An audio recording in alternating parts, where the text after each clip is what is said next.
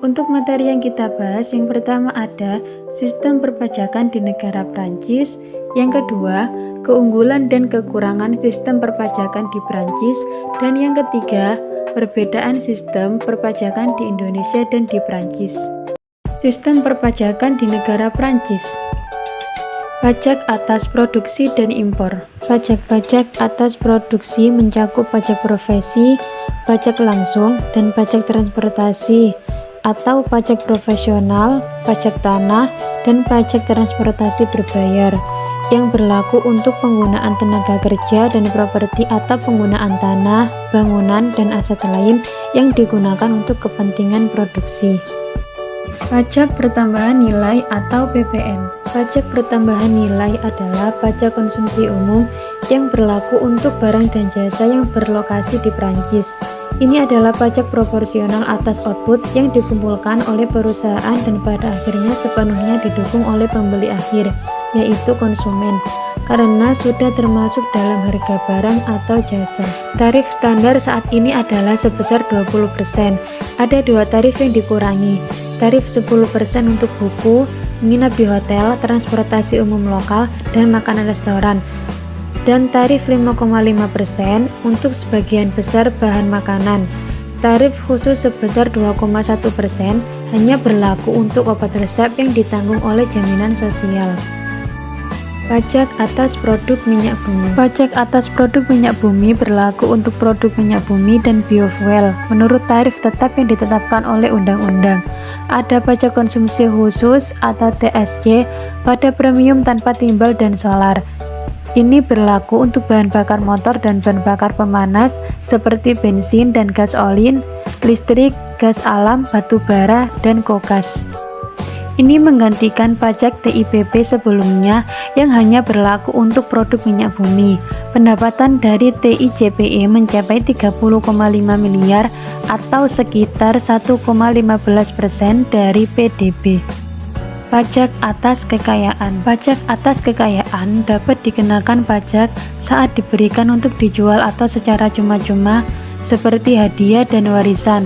Untuk menentukan pajak warisan, pertama-tama menentukan aset kena pajak bersih, aset harta warisan kena pajak, tunjangan pribadi, dan terakhir bagian kena pajak. Ini berlaku sejak tahun 2018 menggantikan pajak kekayaan umum dan dikenakan atas kekayaan properti real estate senilai di atas 1.300.000 euro. Pajak warisan dan hibah. Pajak ini berlaku jika yang pertama, pendonor atau almarhum bermukim di Prancis pada tanggal pemberian hadiah atau kematian. Yang kedua, penerima adalah penduduk di Prancis dan telah menjadi penduduk di sana setidaknya selama 6 dari 10 tahun pajak sebelum tahun di mana hadiah atau warisan diterima. Dan yang ketiga, aset tersebut merupakan aset Prancis. Pajak penghasilan. Di Prancis ada 3 kategori pajak penghasilan. Yang pertama, pajak perusahaan. Yang kedua, pajak penghasilan untuk individu. Dan yang ketiga, pajak untuk tujuan sosial atau CSG dan CRDS yang dibayarkan oleh rumah tangga. Pajak perusahaan. Pajak perusahaan adalah pajak tahunan pada prinsipnya yang mempengaruhi semua laba yang diperoleh di Prancis oleh perusahaan dan entitas lainnya. Tarif standar adalah 33,3% untuk semua aktivitas mereka. Penghasilan kena pajak sama dengan selisih antara laba kotor dan biaya serta biaya yang dapat dikurangkan. Laba operasi kotor diperoleh dari selisih antara penjualan dan biaya. Selain laba operasi kotor, semua pendapatan atau laba yang diperoleh secara terpisah biasanya dikenakan pajak. Pendapatan dari penyewaan properti, bunga, deposito, dan obligasi.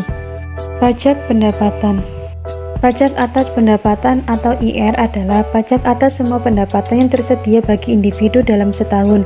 Pendapatan yang dikenakan dibagi menjadi 7 kategori: laba industri dan komersial, laba non-komersial dan pertanian, pendapatan tanah, gaji dan upah, pensiun dan anuitas, pendapatan bergerak, dan keuntungan modal. Total pendapatan individu dikenakan pajak jika mereka bermukim di Prancis, baik mereka berkewarganegaraan Prancis atau tidak. Individu yang tidak tinggal di Prancis hanya dikenakan pajak atas pendapatan mereka dari sumber-sumber Prancis. Pajak dihitung untuk setiap rumah tangga fiskal, yaitu unit keluarga yang terdiri dari satu orang atau dua pasangan dan anak-anak mereka atau tanggungan lainnya. Pajak sosial. Pajak sosial yaitu potongan upah. Tujuan iuran sosial adalah untuk membiayai tunjangan dan program jaminan sosial seperti asuransi, kesehatan, pensiun, tunjangan keluarga, asuransi pengangguran, kompensasi kecelakaan kerja atau penyakit, dan tunjangan sosial minimum. Iuran sosial biasanya dihitung sebagai tarif proporsional pada gaji, meskipun beberapa juga dibebankan sebagai biaya tetap. Keunggulan dan kekurangan sistem perpajakan di Perancis. Untuk keunggulan yang pertama, sistem perpajakan di Prancis sangat terpusat, sehingga memastikan adanya keseragaman dalam penerapan pajak di seluruh wilayah dan memudahkan pengawasan serta kontrol fiskal. Yang kedua, sistem ini memberikan insentif pajak bagi pasangan menikah atau pasangan dalam kemitraan sipil yang dapat mengurangi beban pajak rumah tangga secara signifikan. Yang ketiga, pajak yang dikumpulkan meskipun tarifnya tinggi berkontribusi besar terhadap pertumbuhan PDB jika dilihat dari sisi penerimaan negara. Dan yang keempat, sistem pajak progresif dan kuota keluarga membantu mengurangi ketimpangan pendapatan di antara rumah tangga. Untuk kekurangan yang pertama, sentralisasi yang kuat membatasi otonomi pemerintah daerah dalam mengelola dan menyesuaikan pajak sesuai kebutuhan lokal, sehingga inovasi dan adaptasi menjadi terbatas. Yang kedua, terdapat disparitas besar dalam basis pajak antar wilayah, sehingga pajak lokal tidak berperan besar dalam pembiayaan layanan publik daerah. Ketimpangan ini dikompensasi dengan subsidi dari pemerintah pusat. Yang ketiga, tarif pajak yang tinggi dapat mengurangi daya tarik investasi asing langsung dibandingkan negara maju lain dengan tarif lebih rendah. Dan yang terakhir, reformasi terhadap sistem kuota keluarga dapat menyebabkan sebagian besar pasangan mengalami kerugian pendapatan, terutama dalam kelompok berpendapatan tinggi. Perbedaan sistem perpajakan di Indonesia dan di Prancis. Menurut struktur dan basis pajak, jika di Indonesia menekankan pada perluasan basis pajak seperti memasukkan lebih banyak pekerja mandiri, mengurangi pengecualian PPN, dan menargetkan tunjangan karyawan untuk meningkatkan penerimaan pajak. Sistem pajak di Indonesia juga berupaya meningkatkan efisiensi administrasi dan transparansi sejak 2002. Namun, penerimaan pajak masih relatif rendah dibanding kebutuhan belanja infrastruktur dan perlindungan sosial. Sedangkan di negara Prancis cenderung sudah memiliki basis pajak yang lebih luas dan sistem administrasi yang lebih mapan. Prancis juga menerapkan pajak atas tunjangan karyawan dan mengurangi pengecualian PPN.